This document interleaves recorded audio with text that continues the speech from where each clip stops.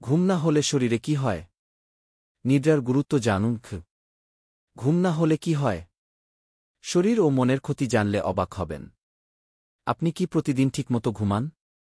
যদি না ঘুমান তাহলে এই ভিডিওটা আপনার জন্য খুব জরুরি। ১. ঘুমের গুরুত্ব।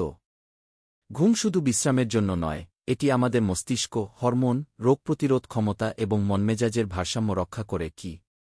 ২. ঘুম কম হলে কি কি সমস্যা হয়? মস্তিষ্কে প্রভাব।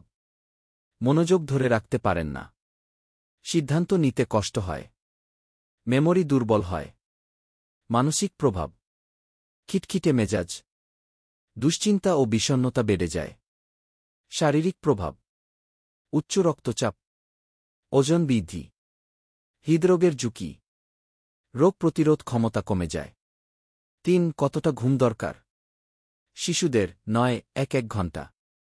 টিনেজার ৮-১০ ঘণ্টা। প্রাপ্তবয়স্ক ৭-৯ ঘণ্টা। ৪. ভালো ঘুমের জন্য কিছু টিপস। নিয়মিত ঘুমানোর সময় নির্ধারণ করুন। ঘুমানোর ১ ঘণ্টা আগে স্ক্রিন দূরে রাখুন। চা কফি সন্ধ্যার পর এড়িয়ে চলুন। ঘরটা শান্ত ও অন্ধকার রাখুন। আপনার ঘুম ঠিক না থাকলে জীবনটাই ঠিকমতো চলবে না। তাই সুস্থ থাকতে হলে ঘুমকে গুরুত্ব দিন।